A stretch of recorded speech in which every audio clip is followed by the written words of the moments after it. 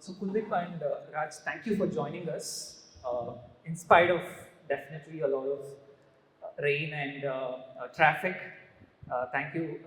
We're glad to have you here, and it's always encouraging for us to hear from founders and operators who have been there, done that, and get those learnings to be shared to the fellow founders and the learning community. So that either we limit them from making those mistakes, or we accelerate their growth, from the learnings that we can get from your experience. So before we dive into it, we'd like to quickly get a quick background and introduction about both of you. Maybe if you can share a bit about your journey and experience. Yeah.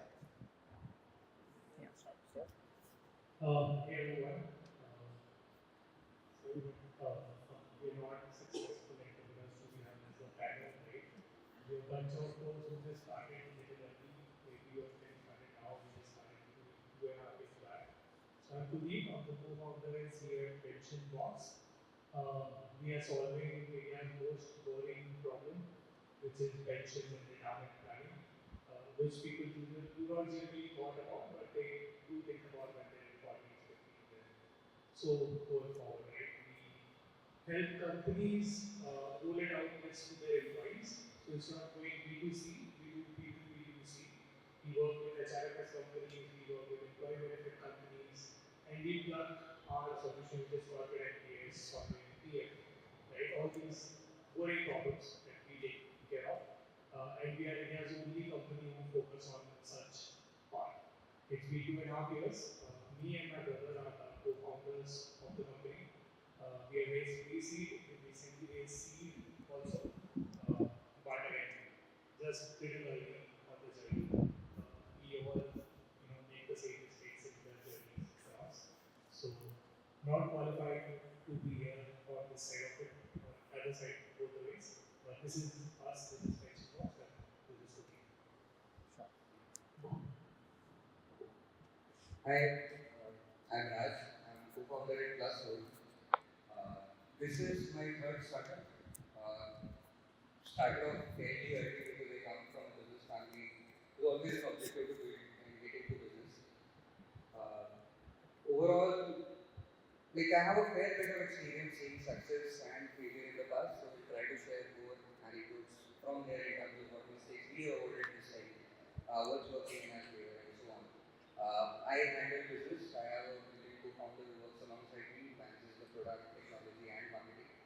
And yeah, you might have seen us on Shark Tank with that Startup Plus growth. It changed quite a bit from there. There has been a lot of progress growth in the last 4 to 5 months. So we'd be happy to talk about all that. Sure. Thank you. It's, I think, interesting to hear, we, no, no, it's okay. Like you both cater to different set of, I would say, demographics, right? And the type of, I would say, the audience that you cater to and the objectives that you are, enabling them to meet are just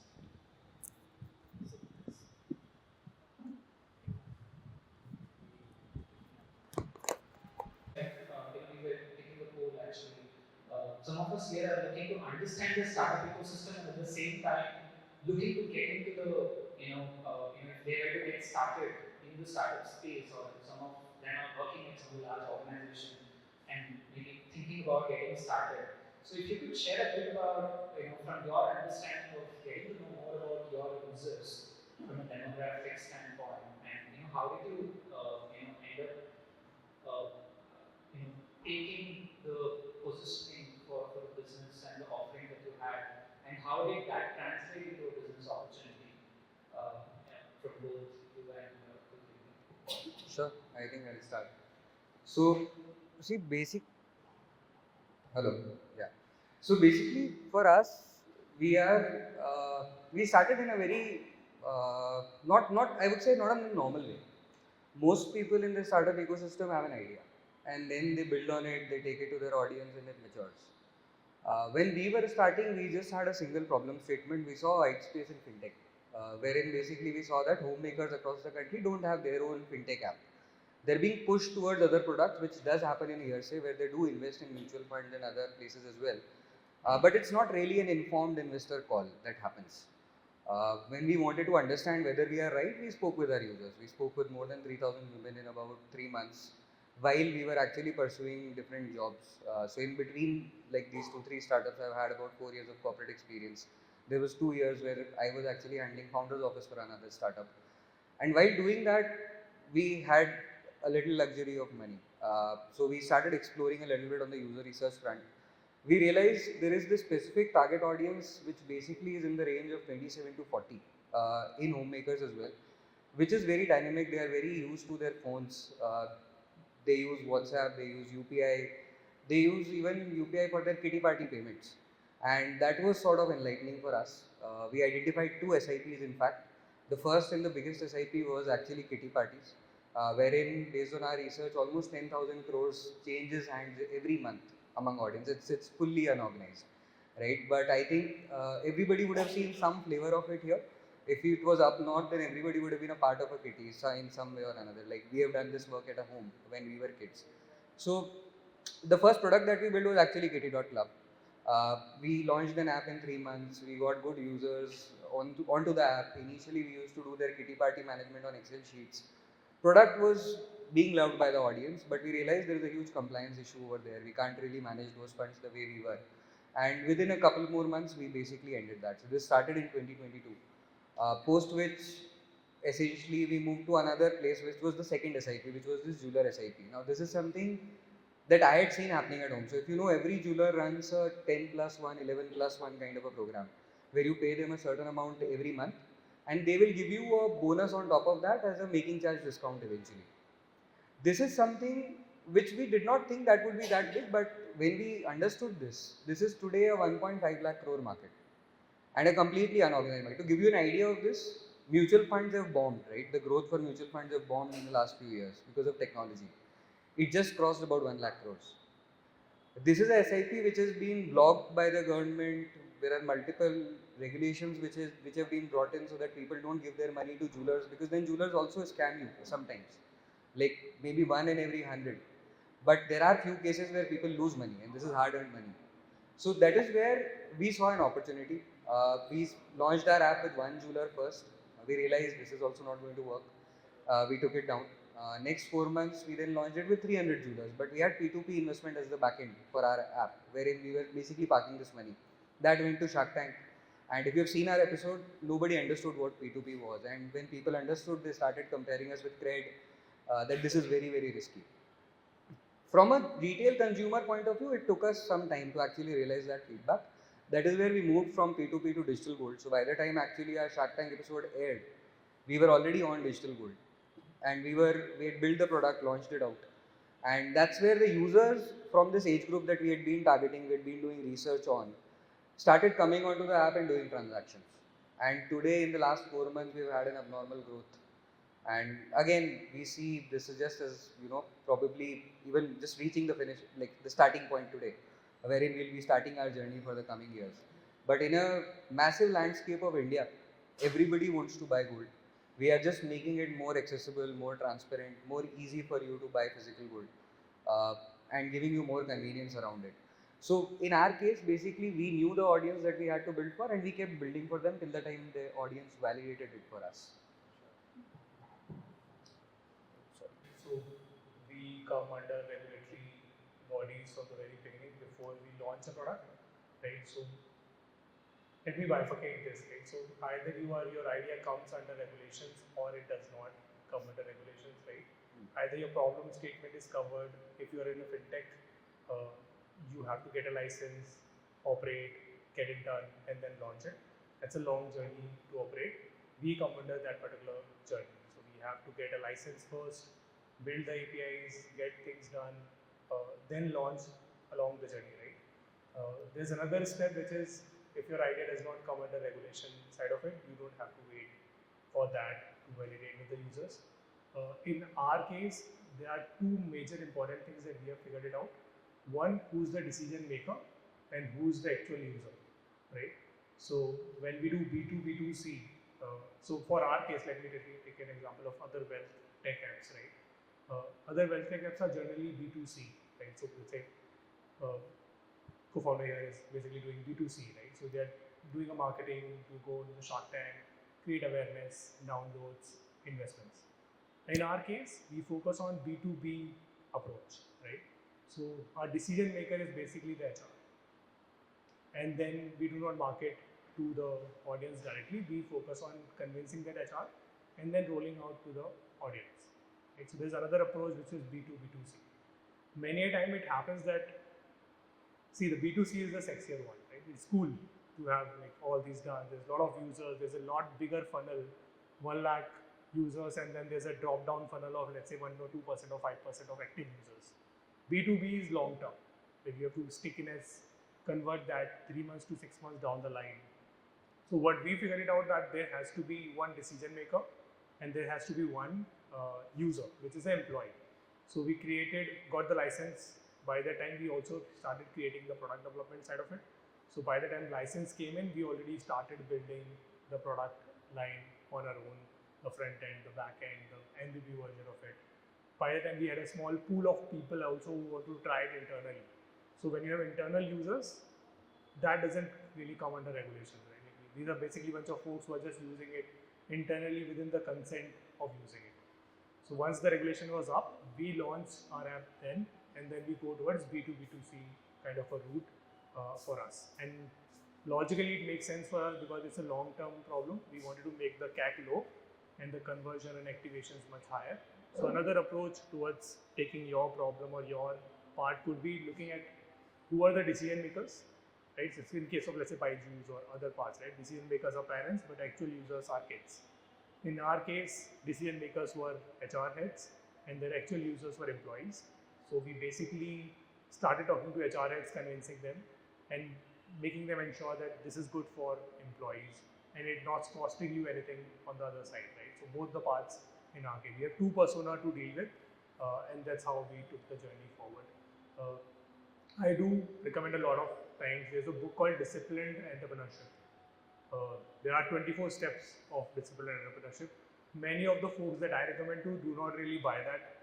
It's a 2.5K book, 2,500 की है वो किताब, right? तो कोई क्यों डालना है इसमें पैसा? अच्छा स्टॉक खरीदूंगा मैं उसका, right? But that's actually a book where it reduces your dependency on mentors or other guidance. Basically, you don't need us to be there, honestly, to guide you from ideation to a product. If you go through that entire 24 steps journey, right? So I follow that very deeply from very early stage to the end point, and that's how it is. We identified our decision makers, our core, and accordingly build the product. And I'm the first time entrepreneur, no prior journey, just one book, and then I started building from there. Yeah, that's pretty much it. Thank you. I think everyone got a name of the book, right? Disciplined Entrepreneur. Ship. Entrepreneurship. Yeah, there's 24 steps. So. Okay. Awesome. Actually, it's interesting to see that you have two different personas, right? And it's a very complex.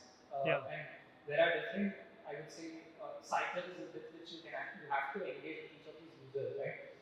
And while both of you have secured some amount of funding, right, in some form, in fact, tomorrow we have an event in Mumbai that's focused towards SROs and the role of SROs in the fintech space.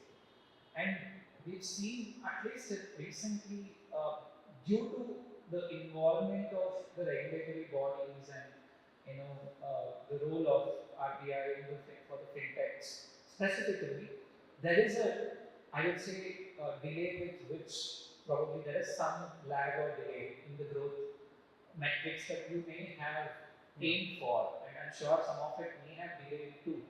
Just curious to know if, let's say, someone here want to get started, right, within the fintech space, what are some of the, I would say, preliminary steps that they should keep in mind even before they get started with, a product or an MVP. That way, they can limit the time to probably ship or go live or maybe even start to talk to investors. So, I'll just get started towards. See, if your idea comes under regulations, be very clear about what the regulation says, what the requirement of the regulation is. net worth of the company, last past financial years, whatnot, right? Is there exception to couple of rules or not? So in fintech space, first bifurcation is, does you come under regulations, which license, how much time does it take to get that particular license, how much money will get be involved when we get that particular license also, right? So that is the one major part where most of us think that we can innovate everything in fintech, but when it goes to regulatory, it might not work out, right? So regulatory part is very important, especially for a long-term thing, because building a fintech is not a short-term journey, right? Especially in India, where you have to prepare yourself patiently that this will take time, right? The product will take time. Tomorrow the regulation might change, and then you have to change the whole product again, right? So first thing is bifurcating both the things, whether it's a licensed product, and then you have to get what kind of license. Can you share that license with someone else, right? Does regulatory allow you to do that? Um, we come under PFRDA. PFRDA is the newest regulator in the market, SEBI being the oldest, and IRDA, and then the PFRDA, which is Pension Fund Regulatory and Development Authority. So we work with them. We do not come under other two regulators. So it's very important to get the clear understanding of who do we come under, what license we have to carry, and it does delay, the process of funding in the pre-seed seed stage. It does delay. There's no doubt about it, because until you don't launch the app, you don't have traction. There has to be, the way we sold our story is more important in the very early stage. So we raised little amount, just what we needed for the license to comply with. So license say that you need 50 lakhs in cash reserves. We raised about a crore. So our expectation of raising $1 million at some other point was not the expectation. Our expectation was just get this bottleneck clear to the next point, right? So pre-seed funding from angels, from couple of like 100x.vc or like Entler in the early stage is easy. Although it's not that hard to convince someone that there's actual need for early stage fund. We get this bottleneck done, then we launch. But I can't go out and say, I want $1 million and then do everything. So I need to do one step at a time for that. So if you are regulations wise, problem statement is one thing which sells really solid, and maybe some early beta list or waiting list kind of thing also sells. That shows some conviction in the idea of problem you're solving, right? So every day when we launched it, we had a beta list or a wait list going on, or internal users going on. It does change, but once you have the license, you launch, then you can raise another check, right? So you might have to be patient, raise in buckets, like whatever is needed from point A to point B, and then before you reach point B, you start raising again for the other part. So that is one. It's gonna be there. Regulatory, if you want to license, take 3-4 months or 6 months to get something done. To prepare for a year or so. That is one thing, and things change. Pension box cases, we got the license, we worked for 1.5 years, and the license changed. We took a halt 4 or 3, 6 months again, and then we got the another license, and then we relaunched on that part. So building a fintech in a regulatory space is a very frustrating and also patience game, and then getting that clarity before we jump on is really important. Otherwise, we will get frustrated saying that we all prepared everything, and now it's gone the way part, but we revamp on that and then come back again. So that's pretty much two things. Yeah, so I think overall, from a fintech standpoint, right, the one thing that you mentioned, know your regulations. If you are not aware about your regulations, it will never work. Fintech is all about trust in any shape or form. अगर आपको आपके regulations नहीं पता है, you will not be able to basically convince your customers that you can help them understand these as well in the right capacity. I think the most important part. Again, deciding whether you want to be in a regulated segment or not plays a huge role, because, like for them, it seems like they knew the gap, they knew the product, and they went for the license straight away. In our case, so I'll just take a step back. I'll come back here. So I think another thing that I want to talk about is know your strengths. While the world might see it as the riskiest thing to do, if you are confident you can build it, then take a shot. So in our case, both I and my co-founder, we knew that our strength is more into distribution. We have a huge network of people that knows us, that trusts us, and would actually back us in various places, which has actually been one of our biggest moat, because we found our product after 2 years. For first 2 years, we were just burning money trying to identify a product. And I'm glad my consumers validated a product market fit for me, because this is something that you can't achieve. This is something that you discover, right? It's like fire, it's out there, but you have to find how do you like it, right? So when we started doing this, we knew that our capability is in terms of bringing adoption to something that is working. We had done that multiple times in the past. So that is the reason we did not even look at the regulation. We had to get the first app done. We found a freelancer who could build the app for us, gave him some basic amount to build the app. In the meantime, validated our processes on an Excel that yes, this is what the consumer is happy with. The fact was, after 4 months, we knew that whatever we've invested has failed, but we'd at least validated something. There was a hypothesis which we had been able to validate or fail. And unfortunately, it failed on the regulatory side. We could have saved those 5 months if we were looking after the regulations first. But because none of us came from a fintech background as such, we missed out on that. Gradually, we realized the importance of it, right? In terms of fundraise, everything else, like it's no rocket science. It's just like any other industry. If you have the right people to talk to, if you can reach out to the right people, all of this is fairly available, accessible in today's market. Like I think when I came to Bangalore first in 2012, there used to be a saying, you throw a stone and it will hit an engineer. Over the time, I have seen it change to you throw a stone, it will hit a startup founder, and now if you throw a stone, it will hit an angel investor. So I would say funding is not a challenge. If you're building something in this kind of an industry, everybody is aware what are the gaps, people will relate to you, they will identify that yes, there is something which can be done over here, and if you're getting that validation, it's great. Sometimes people will take time to accept that, and you will have to show results and numbers to get there. So our first 2 rounds, we were able to do only at idea stage, because people knew that these are the guys who are building it, they have their basics right, and we were always transparent and open to our investors or the people that we knew. One thing that we've never missed is a monthly update. We always kept showing what we are doing, whether we are hitting a wall, whether we are fighting a path, whether we are pursuing that path, whether we are increasing our speed, whether we are slowing down. Everything was communicated, and because there were people with different diverse experience, they also came back and helped us understand where we were thinking wrong. Because when you go fast, you'll make more mistakes. And for us, we had learned that this is the model that we want to build with. So fail fast was the ideology that we started with. We were not ashamed to fail. We failed 4 times, and the best part was we did it in 3 to 4 months every time. And eventually we realized the product much sooner in our journey. So maybe the third thing that I would suggest is like patience. He said I would probably give it some sort of a time frame. So be prepared to commit at least 4 years of your life. Because from what I have seen, and I don't know if there is a generic formula to this, but from what I have seen, it takes at least 3 years for you to find out your product. In our case, I feel lucky that we have some indication of a product market fit in 2 years. But we were ready for that. So I think, yeah, this is basics. But the most important one for me is to work on your own strengths. Actually, you touched a very interesting point. In fact, I had a follow-up question on how do you go about forming a founding team? Because while some of the folks here, like let's say, want to get started, you mentioned the strengths that you had was around distribution and distributor network, right? And when you get started with probably identifying a relevant co-founder, or once you have a co-founder, when you're getting started with forming a core team, right? What are the probably initial maybe like thoughts that you have in place, especially when you're getting started? It might be different when you've raised your first round of funding.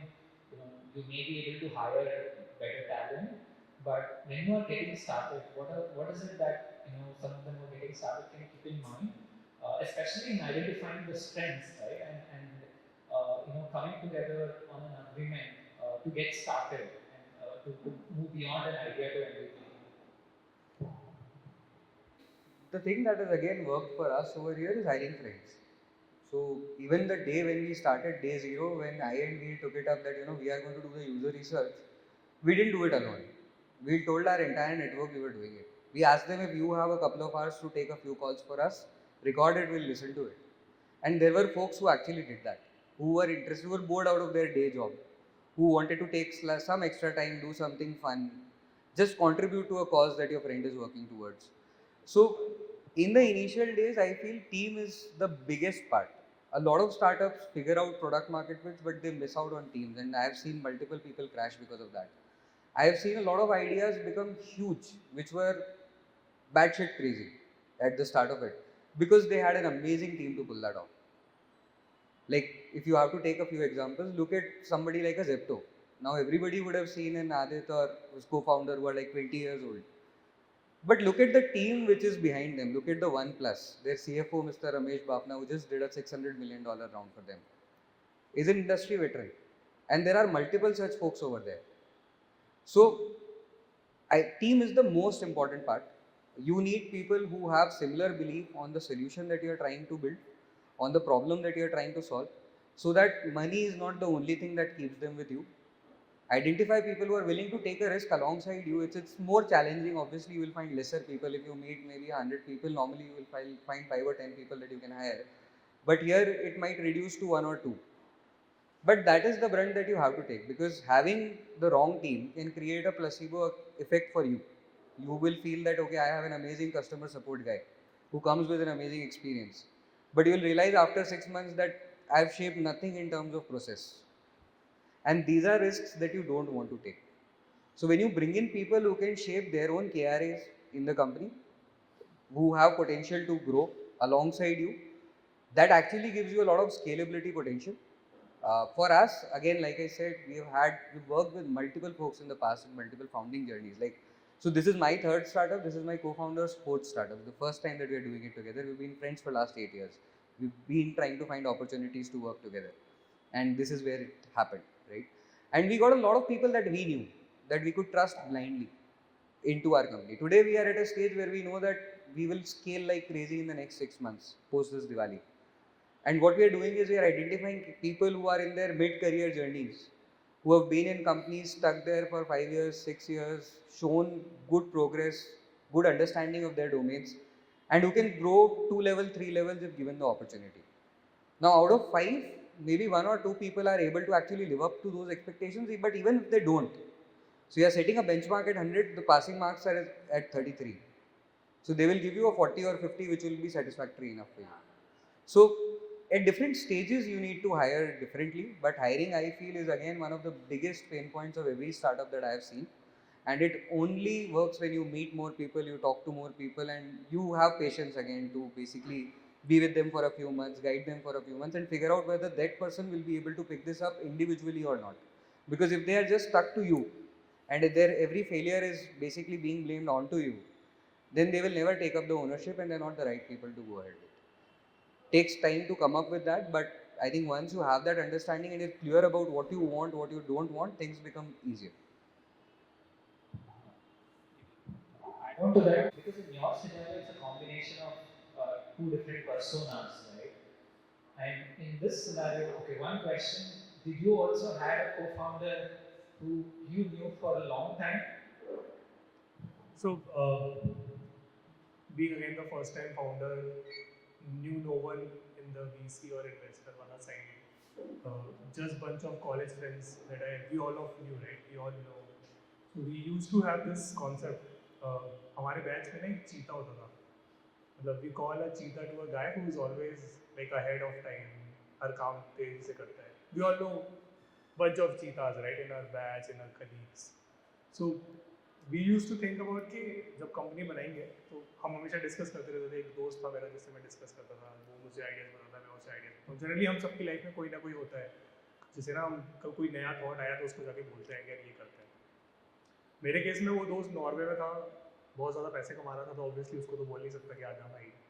But then we started looking people around us कि who are the cheetahs in different different domains, right. कोई किसी का जानकार marketing में अच्छा है, तो हमारे लिए मेजर वो करता था कि कोई किसी को जानता है और वो बता पा रहा है ये अच्छा है इस चीज़ में, right. The first person after the idea and we research through 6 months properly was my brother. तो घर में ही था, CTO है, राइट. मतलब टेक्नोलॉजी डेवलपर था and I was a product guy. तो the main thing was to अगर इसको कन्विंस कर लिया तो CTO तो मिल गया, मतलब, राइट. तो सबसे पहले उसको कन्विंस किया. He was earning good. तो we made a promise कि what it takes to you to come to as a CTO, right?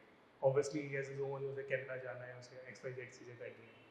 तो पहली कन्विंसिंग तो हमने घर में ही की कि अच्छा तू यार तू भी CTO बन जा, इट्स अ गुड स्टोरी, दो भाई मिलके बना रहे हैं छोटे शहर से, you have to sell, you have to pitch your story everywhere you go. मतलब टैक्सी वैक्सी बोलते हैं ना कि टैक्सी में जा रहे हो और अपनी कहानी पिच कर रहे हो, तो सबसे पहले तो टीम को पिच करनी पड़ेगी। तो पहली पिच तो शिवम को की, विच इज़ माई को फाउंडर एंड माई ब्रदर, कि भाई what it takes to you to join my company, I know you are great doing that. He said कि ठीक है मुझे 25 लाख रुपए दे दियो, हो जाएगा मेरा, मैं am earning 25 here, if I earn 25 there, it works. So he said कि if you basically can raise 25, me knowing nothing about raising anywhere, I'll join the company. So you have to trade off in that part. So the one thing which I did was basically look out something which I can convince the people nearby who can join. I reached out to one of volunteers I used to do in Bhumi, and she was great in talking to people, marketing, SEO, all that part. I asked her, would you be okay to join? So she took a cut in the salary and then joined the company. So the first 5 members were those people which you know. If you have a good network like him and then you reach out to those folks and build a team. If you do not, then also we generally have some people that we know, right? And if we can pitch to them and convince them this is a good idea to join the journey, and I can arrange somehow, your salaries or other parts to it, then that's pretty much about it, right? Well, that's everyone needs a basic salary to survive. No one is just believe on the idea and they're like, भाई हम तो भूखे पेट सो जाएंगे, ऐसा तो नहीं होता है, राइट? तो बेसिक चीज़ें तो चाहिए ही होंगी आपको उसे कन्विंस करने के लिए। तो पहले शिवम को कन्विंस किया, which is my brother. Then we convinced couple of more folks, and that's how we created the first 5 people. We also, one thing which we did was we keep experimenting with interns. So there's a good amount of this huge amount of talent coming along. The numbers are pretty high in Gen Zs and other parts, right? But we always experimented with interns. Like we hired 2 interns on design. One was great. We asked him, can you continue doing that? And converted to the first employee of Pension Box. So the first intern become our first employee. So we keep experimenting on the things that we don't knew about, but that's how I think we created our first 5 folks who are still with us on the journey. We have 25 people, not that far yet, but can look around and then see if you can find someone who are just get convinced on your talk, right? And then start the journey, because important part ये नहीं है कि मतलब कौन आएगा कौन जाएगा, 5 लोग आए 5 लोग गए। आपको बनाना है तो आप बनाओगे कैसे भी करके, राइट? आप कन्विंस करोगे उस सामने वाले को कि भाई आप मिल के बनाते हैं, क्योंकि आपके लिए वो प्रोडक्ट बनाना, आपको जर्नी आपके लिए इंपॉर्टेंट है, तो आप वो एक स्टेप एक्स्ट्रा लोगे, उसको लेके जाओगे, चले यार खाना खाते हैं, डिनर करेंगे, I tell you convince you कि यार ये एक बहुत अच्छा आइडिया है, करेंगे करके, राइट? तो if you are willing to do that, आपको एक्स्ट्रा स्टेप लेना पड़ेगा, कन्विंस करना पड़ेगा। अगर आपके ऑलरेडी रिलेशंस बिल्डअप हैं, you know people that are willing to take a chance on you, उसके लिए भी इन्होंने कभी ना कभी तो वो चीज़ की होगी, ही बिल्ड दैट रिलेशन, क्या यू ट्रस्ट मी, मतलब उठ के कोई भी ऐसे ही ट्रस्ट नहीं करेगा, right? You have to build that up.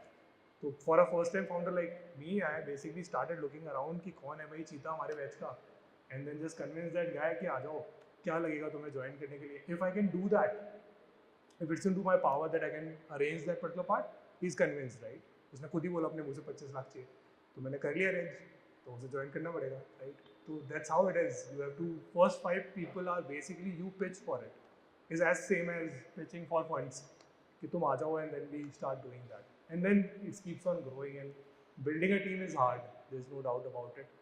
जैसे जैसे टीम बढ़ती जाएगी, I can't imagine handling a team of 100, honestly.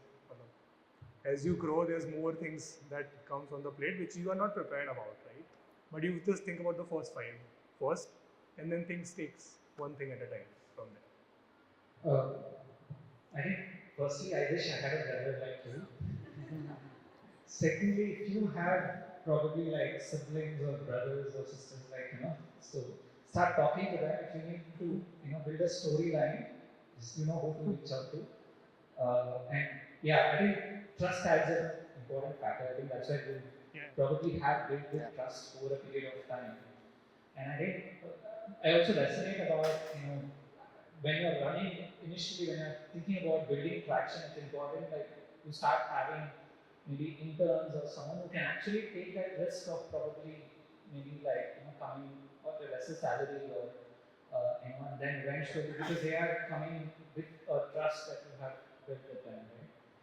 So that's a very critical lesson. I think now to maybe look at how did you go about building traction, right? I think you were featured in, let's say, Amazon Prime, and like you were part of the Shark Tank. So initially, I think even investors are looking for those early traction, right? And how do you go about picking right experiments to build traction, depending on where you are at, especially in your initial days of like, driving more users to your platform, getting them to adopt. How do you take risks, bold risks, in being part of such traction-driven initiatives? Um, so, hello. Yeah. So basically, see, there are again multiple ways of looking at it, right? I think in my earlier journeys, it was more about identifying or going after something that we had pre-decided. What I learned over time is uh, you need to get the right channels upfront, because if you scale a wrong thing to a great level, it becomes very difficult to pivot from there. So, in these last 2.5 years, we had just been doing experiments on traction, like what will work. So, whenever we got these users, then we used to ask them, okay, did you find what you were looking for? Were we able to meet your expectations? So, I think from a traction point of view, like there are a lot of things that happen by luck. Obviously, that works on its own. You can't build a company on that. Uh, but you need to understand where your consumers are. So, for example, they very smartly understood that they B2B2C is a better proposition than directly going B2C. Like all of us probably want to do a pension fund. I think I am definitely somebody who could be a user from a B2C perspective. But going to an HR, convincing him that all your company employees can now start using my tool, is where the magic is. That's what is the key difference between them and anybody else doing that. That's where their costs are more sustainable. We also had a lot of similar opportunities wherein people wanted to do corporate gifting, corporate rewards built on gold, and they were asking us whether you will build it for us. We saw that companies like Refine, Jiffy are getting almost 40%, 50% adoption, and they're already doing this, right? So in a company of let's say 1,000 people, if 400 people are buying gold from a B2B portal which has been enabled by your HR, I think it's an amazing thing to happen overall. But we never wanted to get into that because our offering was for the masses. It was for actually the wives of the people who are mostly working in these offices. Because unfortunately, again, the working population is mostly dominated by male, especially in tier 2, tier 3 cities, maybe not in tier 1s. But that is where it was very important for us to do multiple B2C experiments and understand what kind of a user would fit in first. So the day I started, I knew that I'm just building this for a homemaker who's in the age group 27 to 40. Today we have probably 20 or 25 more other parameters basis of which we are identifying the right audience at the right places. So we do B2C marketing on platforms like Facebook as well as Instagram. We knew that trust is going to be a huge thing with our audience, so we onboarded somebody like a good Bollywood celebrity to work with us. Again, happened very serendipitously. So because we were reaching out, telling our story to multiple people, and when people saw us on Shark Tank, this actress saw us on Shark Tank as well, and then her manager reached out. We felt we are too early to basically take something like a brand equity and basically dilute to a celebrity. We had a very unrealistic ask out of her when we reached out to her, and she accepted that. So we got Sonakshi Sinha on board as our brand ambassador. We announced it this Akshaya Tritiya. And the best part was, like you were saying, right? I think there was Goldie ji se hum log mile the, and you were saying it is in her name. So her name on Instagram is Asli Sona. And we just moved from P2P to actually real gold. So that worked out brilliantly for us. Our CACs, which were going before at a very high number, reduced by almost 80% by just having her. So after having a detailed understanding of the audience, we started optimizing for them that how should we build a proper marketing funnel for them? How should we have the product? What should be our day 0 journey? What should be our day 7 journey? What should be our day 30 journey? And all of these things are fairly standard. If you read a good book which tells you how to build an effective app, I think there is a good book, Cold Start Problem, which is the story of Uber as well, which is network effects, was very relevant for us at a time. So that is where we first identified what kind of users we want, what parameters gives us more volume. And there are parameters that I could have never thought of, which are actually working for us. So for example, whenever we advertise with cricket, we get about 1.5x better ROI uh, than this. Now, who could think of that gold advertised alongside cricket would give a better ROI? So if you are not doing an initial spread of experiments in the right manner, you won't be able to basically figure out what is the right audience for you. Then you will keep spending on a channel till the time you hit a wall.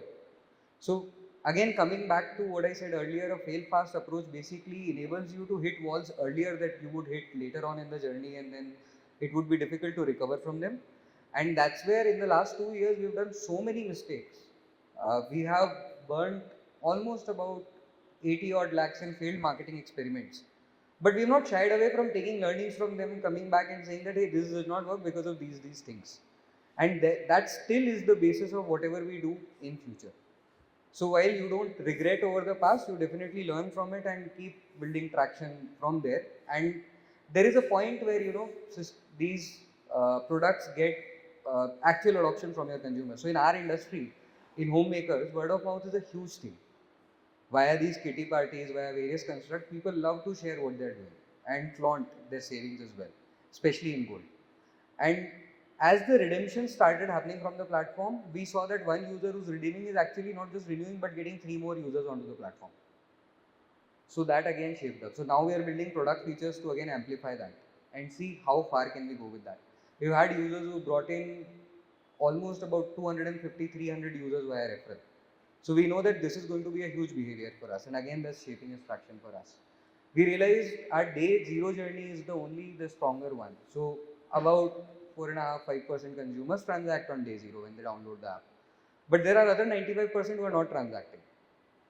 It took us time to first talk to some of those users, understand why they would come back. And now that we have started working on them, that 95% also gives us almost a 3.5% new conversion. So that again helps to build traction, right?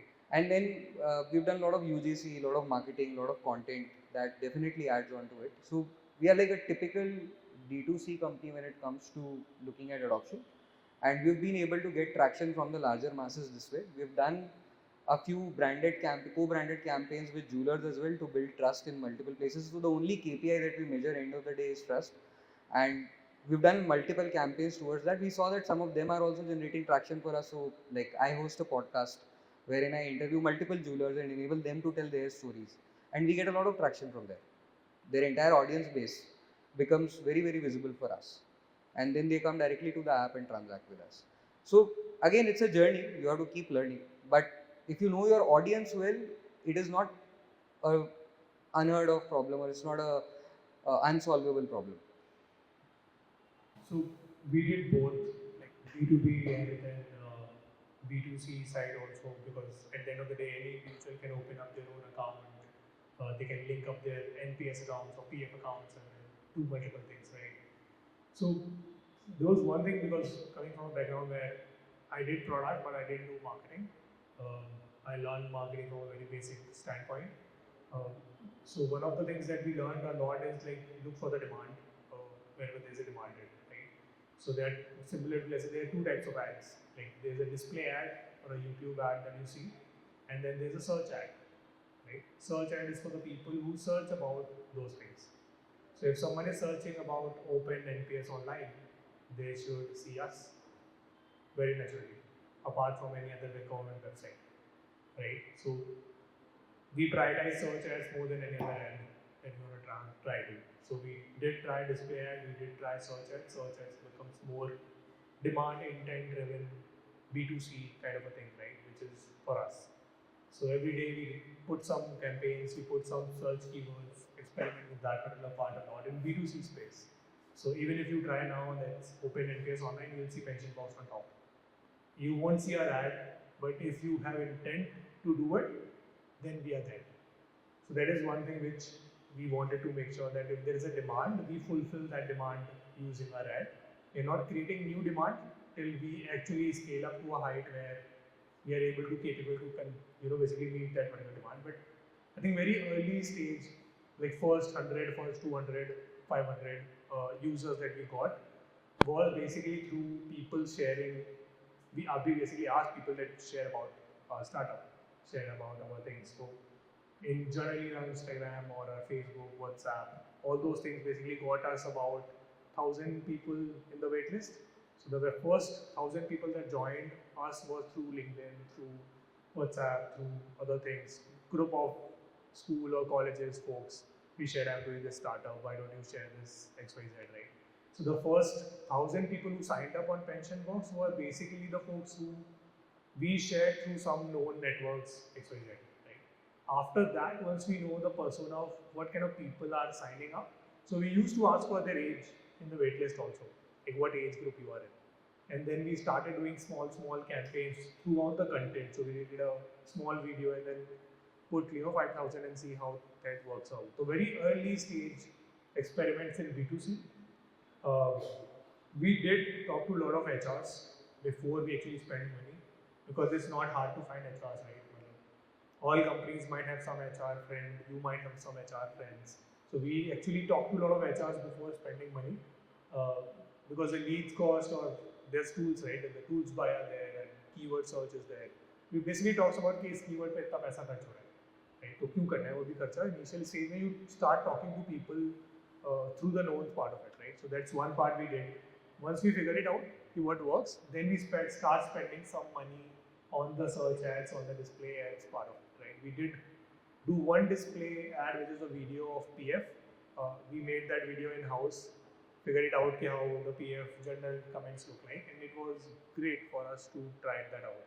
So in the experiment phase, I think you should try where the demand is, try a couple of different things, and then build up from one thing at a time at another part of it. Amazon Prime, I don't think that impacted much in our case because सबने तो नहीं देखा होगा वो show for sure, right? Shark Tank is another ball game, but as I said, we experiment. Season 2 में हमने दोनों के लिए auditions दिए थे, season 2 Shark Tank भी और Amazon Prime भी. जब Amazon Prime आया, they said you can only come on one. You have to choose between in a way. So we chose Amazon Prime. We thought कि ठीक है क्या ही फर्क पड़ता है, try करके देखते हैं. It's a long format show. So we chose Amazon Prime on that part. So, but that basically tell more story about the founders and other things. But उससे इतना impact नहीं पड़ा था on the numbers. I think we did save about like 5-6 lakhs overall, but it was an experiment that we did again, right? And now we do search ads, campaign ads more, which if some HR searches corporate NPS or employees, we come on the top. So our entire strategy till now is meeting the demand instead of creating a demand because, as I said, we are solving a boring problem and we don't want to spend much money because we didn't raise much money. We were like very cost effective on that particular part. Till the time we figured it out that now is the time when we scale, then we might raise a bigger check and then put money on the sales force campaigns and then scale it. So till you know that your product market fit is not there, you're still in experiment phase. We keep on search demand part of the thing. So these are the two different things. We use search ads instead of display ads more. Once we know that we are scaling up on that part, then we go about experimenting more on the more money part of it. Till then, we are still on the search ads. I think I have two things that probably from both of you that came a little, I would say, similar as the network effect to some extent. The referral engine that is probably working out for you and the initial network effect that enable you to actually firstly understand who your actual users are and get them to the platform so that you drive more adoption. And I think it's a clear indication that you have to be in touch with your users and consistently ask relevant questions which will then enable you to take right decisions and to be able to implement them within your product, right? Now, you mentioned you actually realized that a specific user is referring like a few more folks, and that led you to create probably more features on top of it. So, did you had a similar experience where you started to get primary insights based on your first set of users that you brought in through which your product journey has started to evolve? If you can share maybe examples, and I'd like to hear from you as well on that. So I think it's important that what kind of data you collect in the early stage, right? So we used when the waitlist was building up, we used to collect the age factor. Generally, people just get the email ID or a number done, right? We added age also because we wanted to know what kind of people are coming in. And we figured it out that people generally in 20s, and there's a turning point that we figured out that 28 and above is basically our audience, right? So 28 से पहले हम खर्चे करते हैं, मतलब हम इतने savings की तरफ जाते ही नहीं है, Even if we save to a expense कि ये बचाऊंगा तो ये खर्च करना है, राइट? तो पैसे बचाने और खर्च करने वाला सेट होता है। 28 के बाद couple of things changes for us. So we saw that 28 was the peak point where people are more serious, and they have some amount of PF already. So then we start talking to these people. So there was one time where 1,000 people waitlist was there, and the entire team was just calling up from morning to evening, talking to people कि क्यों sign up किया, क्या चाहिए, कैसा use case है, build up on that. So age was major factor for us to learn कि what kind of people think about it, right? So वो age वाला factor हमारे लिए बहुत important था. उसके बाद when people signed up, then we also look at income part of it, which city they belong to, right?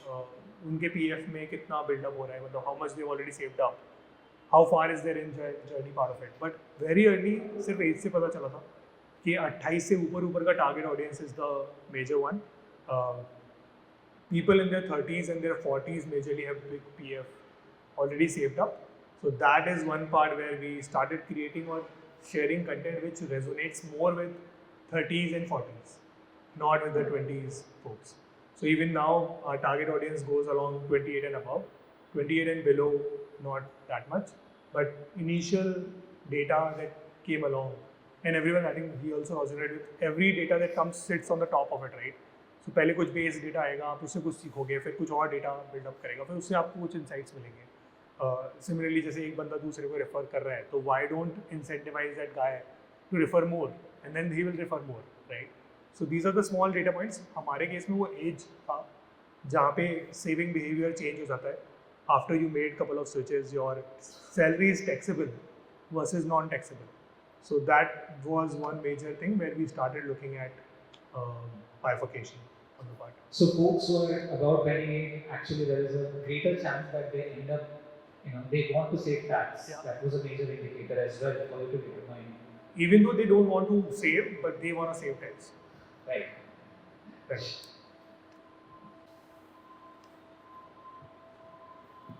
So I think again, user research is the most important part of building a solution for me.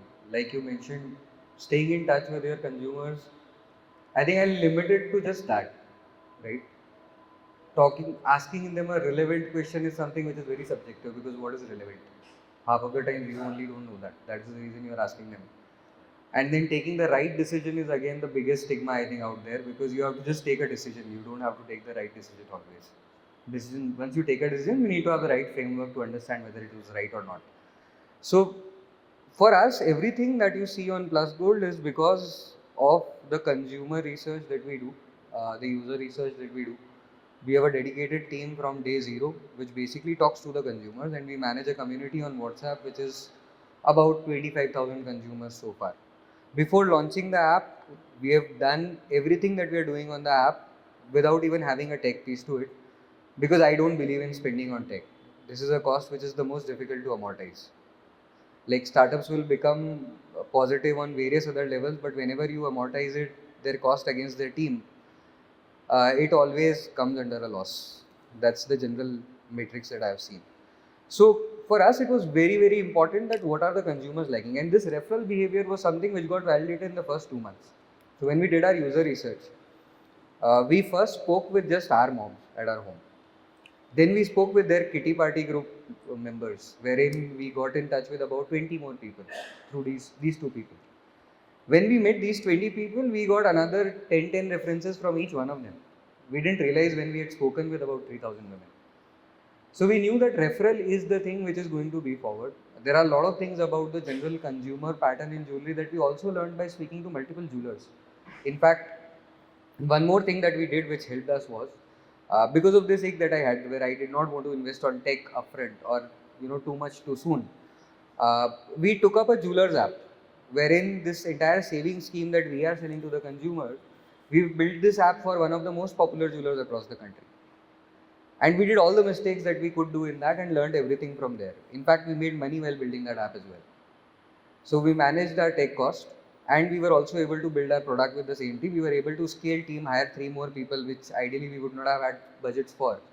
And again, that worked in our favor. So again, you have to be mindful where you are. You need to talk to a lot of people. A lot of times I see founders just being bottled up. Like they'll tell their team don't work in a silo, but they are working in a silo.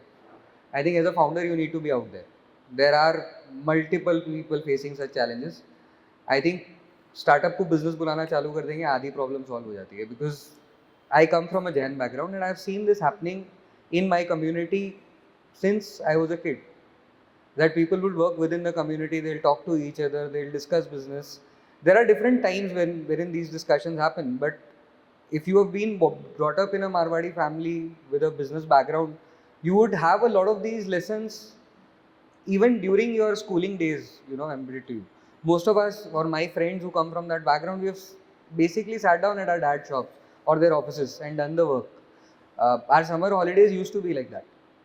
So all of that has started shaping into this journey, but obviously the most important part here is talking to your consumers. Just talking to your consumers, ask them questions, ask them stupidest questions that you have in your mind.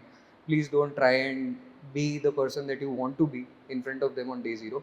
They are the people who will make you there, who will take you there, right?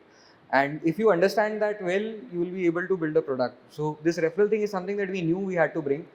At one point where we know that the product was working, this is the first thing we picked up and it is working for us right now. So when you talk to your consumers, you learn a lot of these things over there. But user research is, I think, the basis of everything for me when you're building a solution, either B2B or B2C. Yeah. So I think usually when someone gets started, they actually give a lot of emphasis and like their efforts towards user research. But probably once they come to a certain stage, the investment and efforts towards user research gets diluted. But I think that's where it's important that you stay on the ground to have a consistent communication with your end users to get the inputs being feeded into your team as well, right? I have like probably like last two questions, but before that, I'd like to see if we can take a couple of questions from audience as well. Yeah, any questions? Yeah. Before you start building all the tech and whatever you start investing heavily in all the other resources. So we'd love to know that journey from -1 to 0, 0 to 1, and then if you can further expand to 1 to 1, that would be great. Sure. So as you mentioned, these are definitely stages, right, where these things happen. For us, when we started off, the only way of doing user research was कि consumer को आधा घंटा call पे रखना है. क्या पूछेंगे, क्या बात करेंगे, नहीं पता है. We did not know what to talk, how to talk, because we had not gone in with a set of questions because we did not know product बनाना क्या है. We were just trying to identify problem है क्या. Our general context was आप savings करते हो क्या? Because since childhood I have seen my mom saving for the household. And from that experience, I would just try to reconnect and ask more follow-up questions from there. Slowly, from when it reached from 1 to 10 conversations, 10 to 100 conversations, you start getting some indication कि हाँ यहाँ पर शायद कुछ है. And then you start getting deeper into some of those. So for your first 100, 200 discussions, or at least for our first 100, 200 discussions, these were just random conversations, half an hour recorded over either a phone call or a hangout call. There were few events where we went to a kitty party, sponsored a Tambola game, and then took some time afterwards to go to their houses and talk to them as well, right? So that was the initial piece. Once we knew what we had to build, where we had identified two SIPs, this is what I spoke of earlier. So one was kitty parties, second was jeweler SIPs. We actually went and then started discussing deeper into kitty parties. Now we had a set of list of questions that we wanted to understand: how much amount, how do you pay, what are the inconveniences, what are the challenges, and so on and so forth. Because all of us have seen user journey maps. कुछ नहीं तो अभी Google करो, एक user journey map दिख जाएगा. पर उसको बनाना कैसे है? डेटा कहाँ से लाएंगे? And on day zero you cannot have all the data, or you cannot have a refined approach. आप best से best designer को भी लाके बैठा दो, you will not have an approach. And when you open in such a open universe, तो time ज़्यादा लगेगा. So you have to keep constraints and figure out this journey from one place to another. Today we do this on different features. There are 8 focus groups that we have set up. 2 of them are for new features, 6 of them are for the existing app. So whenever we upgrade anything on the existing app, it goes through that group first. It goes as an idea first, then it goes as a UI, then it goes as multiple A by B formats of that UI, wherein we see how consumers are responding, what are they saying, when do the eyes glow up, and basis of that we take a call what we need to basically bring to the product. Add something. Sorry? We figured out that we have the product when we were aired on Shark Tank, because that's where consumers started started coming in. I think he's talking about product market fit. So again, see, product market fit, like I mentioned earlier, is not something that you build or you achieve. It's something that your consumers confirm that you have. When so I'll just summarize it in one line, probably, right? When we went on air on Shark Tank, actually investors had done a good recce of us वहाँ पर, वो अच्छी खासी band बजी थी, हमने अच्छा नाचा उसके बाद में. That's all. So the app performed really well when the consumers actually downloaded it and they started seeing this, transactions होने लगे, referrals आने लगे, and we knew that we have the early indication of PMF, and we're still shaping that product market fit right now. So you reach out to various HR departments and the executives there, right? I think the heads, right? You will have to go to the HR heads and Yeah. how was that process initially? Right, that first HR who agreed for you, and was it easy? Was it difficult? And how was it to go from 1 to 10 at least? See, I think पहले 2-3 HR तो आपको वैसे ही मिल जाएंगे, मतलब आपको उसके लिए research की भी ज़रूरत नहीं पड़ेगी. शायद किसी के कोई ना कोई जानकार होंगे. You get first half an hour 1 our from the anyway. मतलब पहले HRs were my own connections. Wipro में काम किया था तो विप्रो की एचआर थी, फिडेलिटी में काम किया था, फिडेलिटी की एचआर थी. मेरे कुछ बैचमेट्स हैं जिनकी वाइफ्स एचआर बन चुकी थी, राइट? तो 4-5 तो वैसे ही मिल जाएंगे आपको. उसके बाद जब एक बार थोड़ा आइडिया लग जाता है, उसके बाद यू रीच आउट. मतलब I think LinkedIn for me is the best tool to reach out to for people.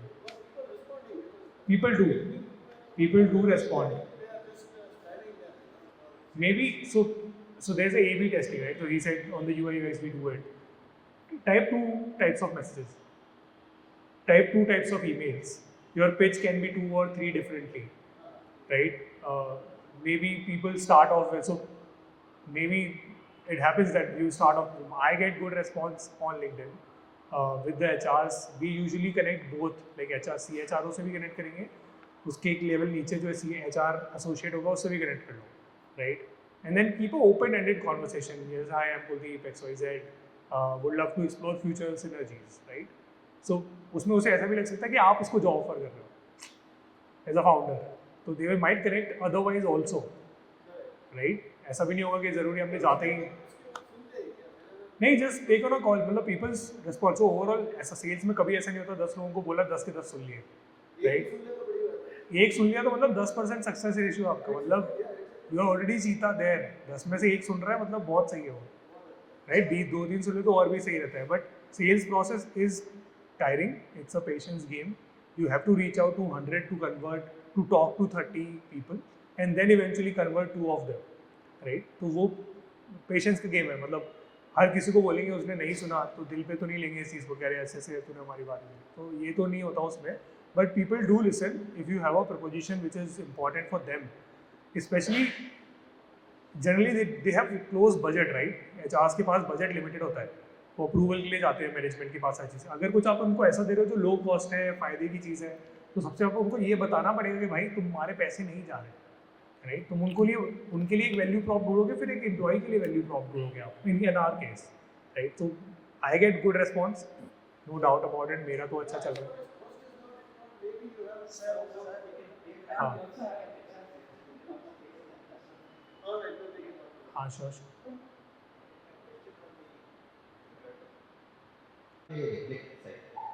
Regulatory side.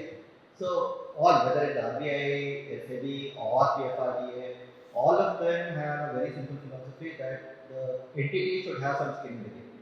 Right? When you go to an investor, the key thing they look at it as a some capital. They're not looking at it as something where they'll get return. So, your experience on raising funds. I'll ask my second question also just for you. So basically you said, you rightly pointed out that tech is a later end of the game and then that is what costs a vital role. In today's world, building a tech app, developers cost. That's a major chunk of your startup journey, about 60-70% goes into it. So at what point do you decide, okay, this is the quality of my product, this is where I need to get, and this is the quality of the developer I need to have. So I think this is an answer. You want to get started? What was the first question? It was on the regulatory side. How do you raise funds or to cater to your regulator? You said you raised about 1 crore for that. So How yes. did you convince the investors? See, the first we convinced the regulators. Regulation says that you have to be in market for 3 साल का financial statement होना चाहिए, ये XYZ इतनी net worth होनी चाहिए, इतने cash and reserves होना चाहिए. Generally सबका यही कुछ ना कुछ रहता है, right? So being a new company, you won't have पिछले 3 साल का financial returns that is there. You have to you have to get time. So PFRDA is comparatively better when it comes to meeting people, getting time, listening to your story, क्या है क्या नहीं है. So the one thing which I did, because I reached out to LinkedIn, everyone on PFRDA site, no one responded. So HR नहीं करते हैं, but PFRDA वाले तो बिल्कुल नहीं कर रहे थे. So I basically went to their office in Delhi in a suit, properly dressed. So people thought that I actually had a meeting. Went to the reception. The reception guy said किससे बात करनी है? मैंने कहा retirement department में बात करनी है. तो उसने बोला किससे? मोहित सर से. मैंने कहा हाँ मोहित सर से. ठीक है. तो अगर नहीं खुल रहे हैं दरवाजे तो आपको जाना पड़ेगा. जैसे for example I don't have any connections there, तो I basically reached out there कि मेरे को ये बनाना है. You tell me how to go about it because your regulation says otherwise. So Mohit sir actually helped me कि कैसे करना है, क्या documents लगेंगे, कैसे इसको bypass करना है, apply for this exemption that you are a new startup building something there. So first convincing the regulation was PFRDA was tougher. Once I convinced them, and then you go to saying that I've already figured that particular part out. I can get the license if I have this net worth. Let's say if I raise 50 lakhs, I can figure that particular part out, right? There I started pitching to investors, and then again it's a sales process. Again 10 को pitch करोगे, 10 को बोलोगे, एक meeting में आएगा, फिर उसके बाद आगे process बढ़ेगा, right?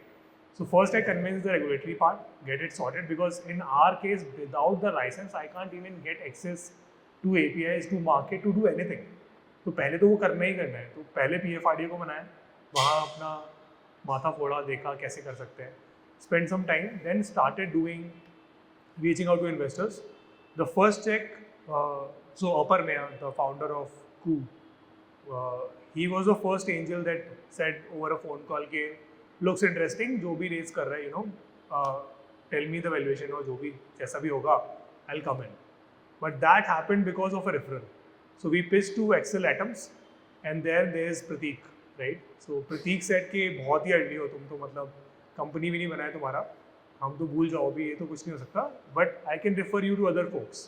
Then Accel referred us to multiple other VCs and one of our angel investors, and then one of them got converted, right? So one thing lead to another. First I cracked my part of it, which is regulatory. Investors won't go and figure out your regulatory part, right? You have to do your own job, figure out your core team, your regulation, your licenses. Once that part was done, उसके बाद एक एक करके चीज़ें buildup होने लगी. That was our journey, and that should be the approach. एक दरवाजा नहीं खुलेगा तो दूसरा खुलेगा, मतलब.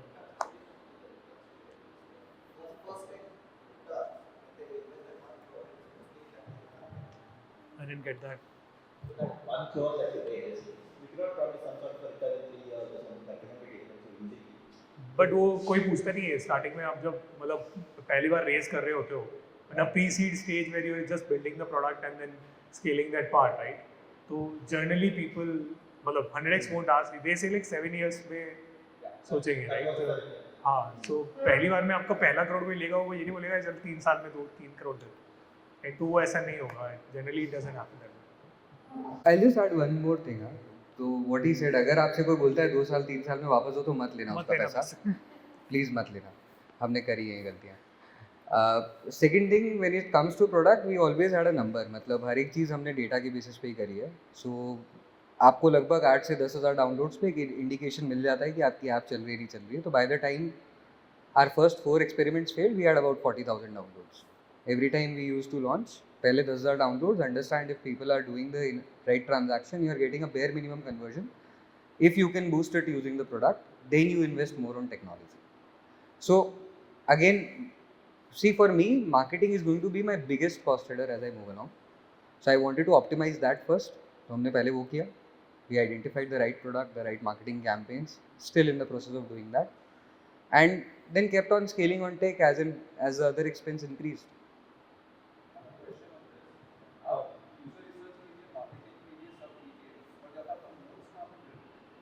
Sorry.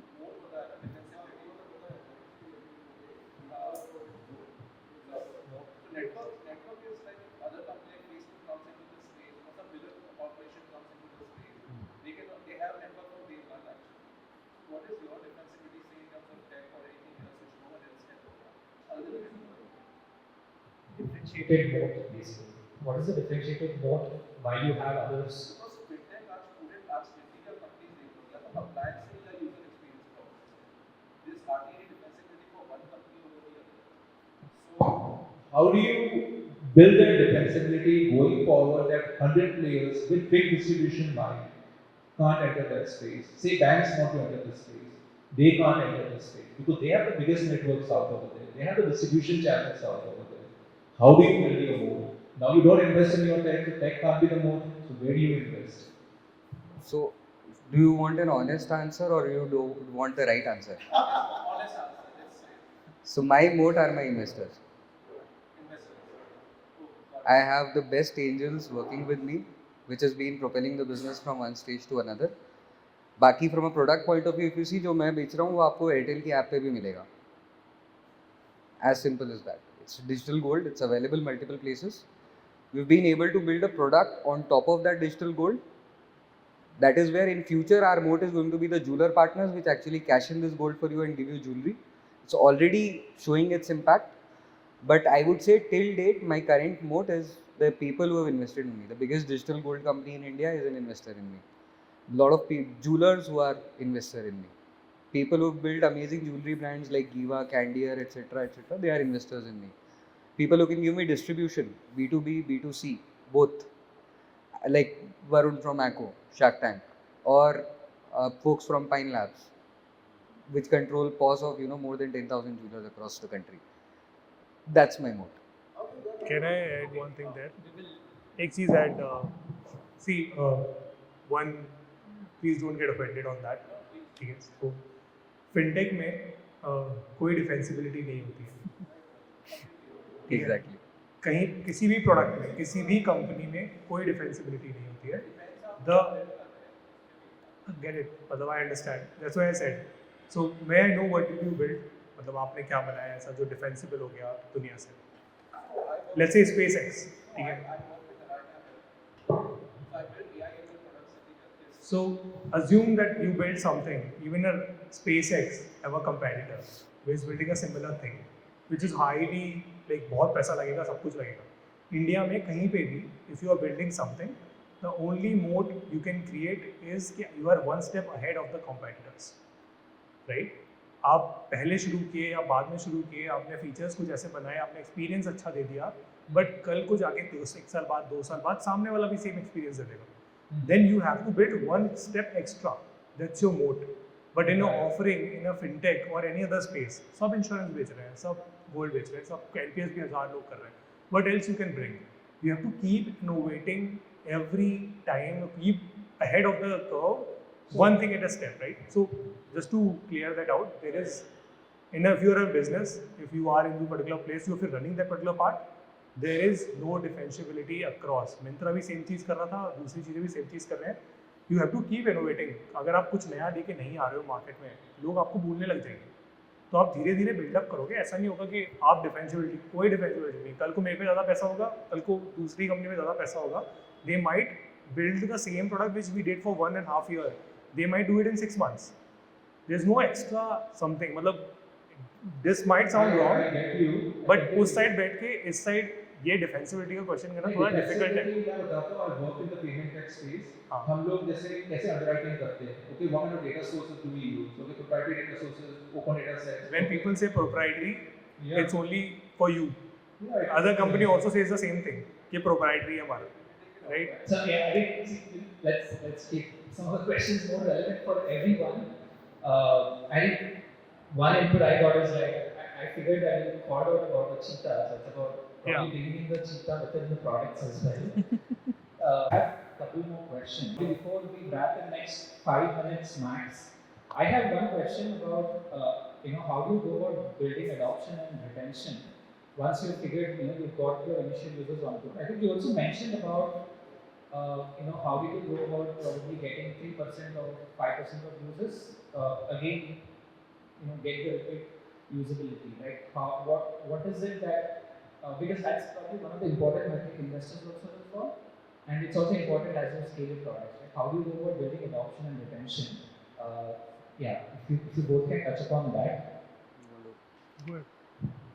See, so I think in every industry, adoption works in a very different manner. But I think there is an amazing video on YouTube by Simon Sinek, which is about the theory of adoption of product. कि कैसे पहले आपके पास में early adopters आते हैं and then you keep moving from there. So in a similar way, B2C में अगर आप देखोगे, specifically B2C app industry, which are like fintech apps, your day zero retention on the app or day zero conversion on the app, transacting users has to be about 1 to 1.5%. कि आपका 100 लोगों ने app download किया तो उनमें से एक आधा लोग 1.5 लोग ट्रांजैक्ट कर रहे हैं, ठीक है. This was the first metric that we had to understand कि हाँ लोग एक वॉल्यूम पे आ रहे हैं, ट्रांजैक्शंस चल रहे हैं. Then from there you have to reach a 3% to 4%. There are apps which hit 8%, 9%, 10% on day zero as well. There are some unexplored cases वो कभी कभी लोगों को मिल जाते हैं तो होता है. It does happen. Lot of this happen in a planned way as well. But हमारे केस में it was सबसे पहले एक bare minimum ढूंढते हैं जहाँ पर कि ये चलेगा. Once we identified that, then we started seeing अच्छा बाकी लोग drop क्यों हो रहे हैं, day zero journey कहाँ पे break हो रही है. Where am I losing users? How many people are going to cart but not transacting? How many people are going to product but not adding to cart? Once you understand that funnel, then you can build and shape the conversion funnel there. And in about 3 months, we went from 1.5% to 5% on our day zero journey. Once we understood referral is something that can also work for us, we created additional user base on top of the same. So this is like a zero CAC user base that I'm getting via referrals onto my product. And retention again was something that had to be looked at. So now the way we look at our funnel is initial visibility, interest, sign up and transaction. And now each of these phases we have a dedicated team which looks at all the data and looks at हम यहाँ पर conversion कैसे build कर सकते हैं. Transaction हो गया, उसके बाद में the referral team comes in and they figure out product पे referral कैसे लेकर के आना है. अभी they have started looking at pre-transaction referrals also because we have seen users जिन्होंने खुद transact नहीं किया but 100 लोगों को download करवा के transact करवाया. So if you keep looking at data, I think that is the only way to shape your adoption, and you need to know the industry benchmark so that you can compare yourself against the right standards. I think that's all. I think just to add a couple of things, it's very similar what he has shared is you have to look for drop points. कि लोग आ रहे हैं कर क्या रहे हैं, right? तो once people are already on the platform, you have to have product analytics built. जैसे मिक्स पैनल हो गया या फिर अपने गूगल टैग मैनेजर कुछ डाले हुए हैं, राइट? तो जब तक आप ये मेजर नहीं करोगे, जैसे this I think clarity is one by Microsoft where it records the sessions also कि वो लोग कर क्या रहे हैं, राइट? तो वंस 1000 पीपल कम्स इन, जब थोड़ा स्केल अप हो जाता है प्रोडक्ट, तो we use to do this के every 5000 users we use to see कि व्हाट्स हैपनिंग, लाइक थोड़ा पॉज लिया, थोड़ा मार्केटिंग को pause, see what's happening on the product analytics side, how many people are dropped off, कितनों को KYC problems आए, right? So this is not something which you can improve on day zero basis, मतलब आया और हमने कर लिया. It's a iteration. आप कुछ चेंजेस लेके आओगे, maybe people do not know about it, so you might have a tutorial going through other things, right? So you come up with more ideas and you see is there a change in the product. But important part is to note where the drop points are. कहाँ पे कौन सी जगह पे लोग drop करके गए, right? There was one issue where very lame issue to work out with. So we use Kalera for OTP. और उसमें ना हमने रिचार्ज करना भूल गए थे, वेरी अर्ली स्टेज, लाइक 1000-2000 लोग ही आ रहे थे. तो एक दिन ना ज़्यादा लोग आ गए, तो उसमें OTP के पैसे ही नहीं गए, तो लोगों को OTP ही नहीं गए, राइट? तो सपोर्ट पे आ रहा है कि लॉगिन नहीं कर पा रहे हैं, साइन अप नहीं कर पा रहे हैं. तो वी गॉट टू नो, जब आपको पता चलेगा प्रॉब्लम्स कहाँ आ रही है, then you recharge that particular part. तो it's not something that you can be prepared upfront, but obviously कुछ चेकलिस्ट में बना सकते हो. बट जब लोग यूज़ करने लग जाएंगे तब आपको पता चलेगा कि इस एज ग्रुप के लोग आपके प्रोडक्ट को ऐसे यूज़ कर रहे हैं, और उसको चेंज करने के लिए you have to tweak somewhere. For that you have to know कि लोग कैसे यूज़ कर रहे हैं. तो for that Mixpanel is there, Clarity is there, product analytics वाला पार्ट आपको ऐड करना पड़ेगा to see where the drop points are, what are the issues that come up, right? तो हमने कहा सब कुछ सही चल रहा है but people are not able to sign up. The issue was कि Kalera में ही पैसे नहीं, राइट? तो ड्रॉप पॉइंट्स आपको पता चलेंगे, people are putting the number but OTP trigger नहीं हुआ. तो यू हैव टू नो कि ड्रॉप पॉइंट्स कहाँ आ रहे हैं. तो in a single day you know कि यहाँ पे प्रॉब्लम्स आ रही है. तो दैट्स अ मेजर थिंग, उसी से इम्प्रूवमेंट होते हैं सारे.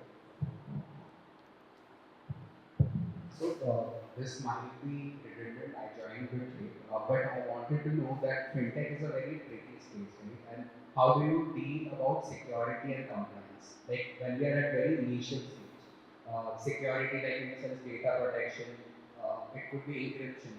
How do you deal with that? And investor को भी convince करना होता है, right? And compliance for again it's a different game. GDPR, like building for the world, GDPR compliance. There are a lot of Indian compliance, right? Yeah. There's a lot of money involved in getting these compliances. So how is and it's a very big question. So is there any template that we can follow? We want to. See, in our case, see, we had time to get the license part, right? 6 महीने लगते हैं उसे आने में. तो security was one part where we already knew कि इसमें पैसा जाएगा because we cater to Indian audience. GDPR and SOC is not for us. We focus on ISO 27001 2022, which is the newer compliance, right? तो compliance के बारे में भी same है, जैसे आपको regulatory के बारे में जानना पड़ेगा वैसे compliance के बारे में भी जानना पड़ेगा. We did it very early on, तो starting से ही हमने compliance का ready करके रखा होता है. Generally startups who work in compliance wala side, like Sprinto or let's say other startup who works in this particular part, generally have some credit program for the first year. Like some credits will be available for you the first year part of it. Like Amazon के भी पहले साल में आपको credits मिल जाएंगे, right? तो कुछ ना कुछ अपने initial phase में you have to make sure that things are well maintained when it comes to before you launch it, right? तो कुछ encryptions वाला side कुछ ना कुछ तो setup आपको करके रखना पड़ेगा. We did ISO 27001. We use Sprinto for all the compliance vulnerabilities, VAPTs, part of it also. One of the fellow startups in 100x is Bugbase. So they do bounty hunting of startups, मतलब bugs निकालते हैं आपके product के अंदर. VAPT कर देते हैं कि जिससे पहले ही कोई और hacker करेगा. You do ethical hacking पहले से कि भाई कहाँ पे क्या क्या gaps है. तो I think it's a very important part. Before you launch and user data आता है, उससे पहले we are ready about some compliances which is there. We did make sure that Bugbase does a favor for us for the first year जब तक पैसे से raise हो रहे हैं, चीज़ें build up हो रही हैं. And then also Sprinto, जैसे हमने fund raise किया तो सबसे पहले हमने ISO और Sprinto ही setup कराया, right? जहाँ पैसे ज़्यादा जाते हैं in a way. तो security is one part where you basically can't compromise, क्योंकि आपके audit जब होंगे PFRD या regulatory side से, तो वो सारी चीज़ें बाहर आ जाती हैं. तो we have to make sure both the things, fintech में Sprinto वाला part या फिर let's say compliances वाला part plus the regulatory वाला part goes hand in hand. You can't lose out on one and then get the license. You will lose the license and lose the compliance also. So in our case, both were important, and we made sure as soon as we are capable of doing that, we did that. Yeah. So just a little bit, security and compliances are two different things overall. Compliance के लिए fairly straight handbook कहीं भी मिल जाएगी आपको आपके product के लिए. Just follow that. You can't miss on it. Security is something which is a very very broad term. एक level तक आप define कर सकते हो. Then there are bug bounties that you can do. But the kind of industry that we work in, right, it is very very real. So for example, there was a vulnerability in our platform. हम लोग cash free use करते थे payment gateway, and cash free से SMS पे भी link जाता था कि आप अपना पेमेंट इस लिंक से भी कर सकते हो. There were people in tier 3 cities, typical Jamtara audience, right, which came in and उन्होंने लोगों को वो लिंक भेजना चालू कर दिया. तो खरीद लोग रहे हैं बट पैसा उनके अकाउंट में accumulate हो रहा है. Fortunately, we had ways of basically we had a very strong team on security since day zero. So my CTO is a security DevOps. He basically takes care of all of this. But इस type के जो issues आते हैं, then you have to basically solve for them. Digital gold में एक और regulation का बहुत बड़ा इशू है which is the anti money laundering related, कि आपका सोर्स और रिफंड अकाउंट सेम होना ज़रूरी नहीं है, which is actually a very big thing in most of the asset classes which are there. इसीलिए KYC भी थोड़ी सी वीक है. वी रियलाइज हमारे कॉम्पिटिटर प्लेटफॉर्म्स पे भी काफ़ी ज़्यादा वॉल्यूम ऐसी चल रही है. So what we did was, हमने विड्रॉल सेम अकाउंट में प्रोसेस करना चालू कर दिया. हम पैन का नाम और आपके बैंक अकाउंट का नाम मैच करते हैं. Initially we were getting bad reviews because of that, कि विड्रॉल ईजी नहीं है, मेरे अकाउंट में नहीं आ रहा है, मेरे हस्बैंड ने मेरे लिए किया था, अब मुझे मेरे अकाउंट में चाहिए, दे दो. So that started shaping. We realise इसको ब्रांडिंग में यूज़ करते हैं. We said we are the most safe platform, we will not give it to anybody else's account. That those campaigns are performing better than my usual campaigns today. सो I think security is something that you understand over time. Like one more case was where हम लोग penny drop करते हैं user का account check करने के लिए, and we saw there were users जिन्होंने 4-5 हज़ार बार accounts बदले थे, तो उसने एक दिन का 4,000-5,000 रुपये बना लिया. I was fucking impressed with these users कि मतलब किनके पास में इतना टाइम और इतने स्मार्ट है, but they gave us these use cases. We were just vigilant enough, and then we kept on building on them. In fact, we gave bounty to one such user as well. कि you helped us identify that and created a small campaign out of it. So up to you, आप क्या leverage कर सकते हो, कहाँ leverage कर सकते हो. But there were multiple such users who were doing this, and they could not have done that with bots. No. Which is why. Experience in user research, product development, regulatory compliance, all of it. It's great to know that both of you as co-founders, founders of your companies, do talk to customers. It's very important that you interact with them. Both of you, this is my question to both of you. How do you define customer experience for your individual companies? And what is the biggest challenge that you face from a customer-centric point of view, and how do you plan to kind of overcome that? Very difficult. It's a very, very broad and a very open-ended question. Yeah. But I'll still try take a stab at it, right? So, like I said, the only KPI that we measure is trust, right? So, eventually, anything and everything that is happening on the product, we have a way of measuring with data whether this is generating user trust or this is deprecating user trust.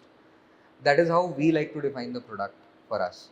We could have put this on transactions as well, but it's just a personal call. We don't want to build that way in this industry, because jewelry, gold is a very, very trust oriented industry, and I think the kind of users that we are working with, this is one of the big points. The biggest challenge is when you build a product and your consumer does not understand it. Happens a lot to us. So आपने product बनाया है एक 40-year-old housewife को दिमाग में रख के. Now there was a user who was 90 years old. She wanted to buy 1 kg gold on my platform, and she could not understand anything about it. Obviously, I knew कि मैं एक user के लिए product change नहीं कर सकता हूँ. So I took it on personally, went and met the user.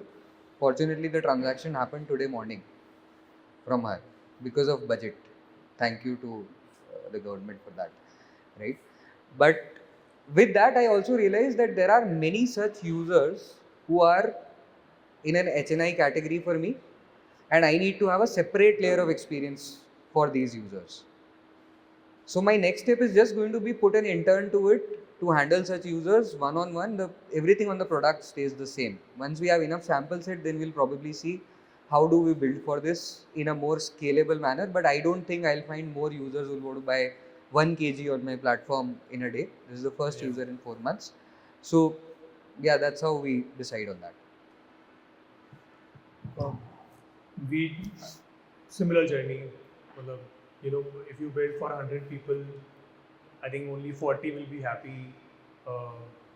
10 will complain about everything, right? So when we do talk to users, but on a contrary, we never like listen to every user altogether.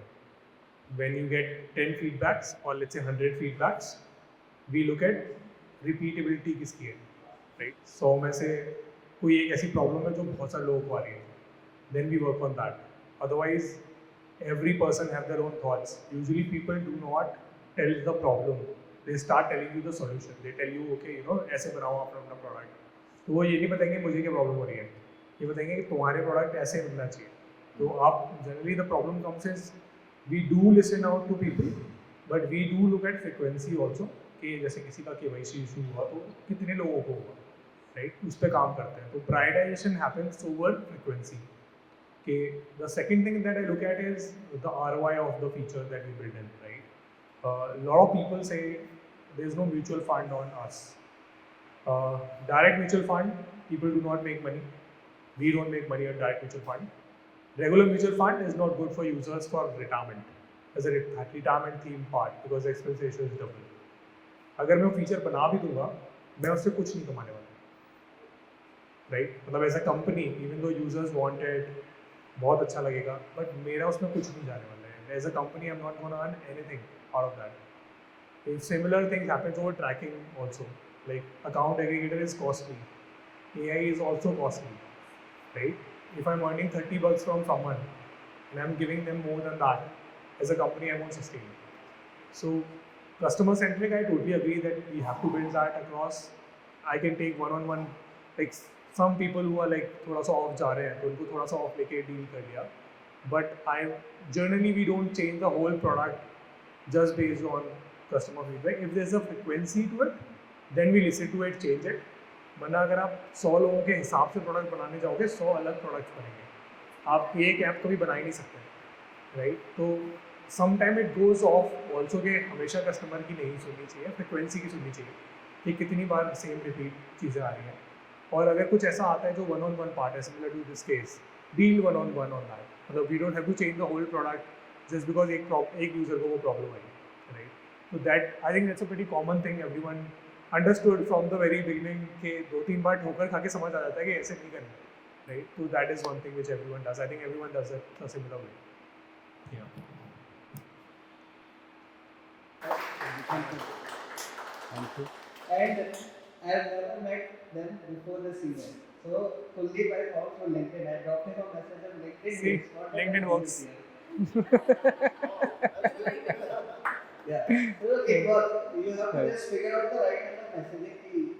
You have to give value to people, right? This is what I am offering, but this is also what you are getting. And sometimes it's just like people do it because, see, I've been in community for 10 years. I have invited around like $1 billion company founders as well. They do it because everyone wants this ecosystem to grow, right? Because people want to pay it forward, right? People want to do things for India. So if you just reach out the right intention, people do it. So yeah. So with this, we will wrap up. Thank you so much, everyone, for coming, spending your Friday evening with us. We have some pizzas, so please utilize this time for networking, have pizzas, and if you are not signed up on Independence Cafe, if you are not there in WhatsApp group, please do that. Please set up your profile on Hashtag. We are going to do a lot more events. We are also going to start curating some resources for all of you. So please share your ideas, feedback, anything that you would like to share. I am available on the WhatsApp group. You can reach out to me. Thank you, Netco team, for providing us this venue and sponsoring visas for this event. So thank you everyone for coming. Thank you.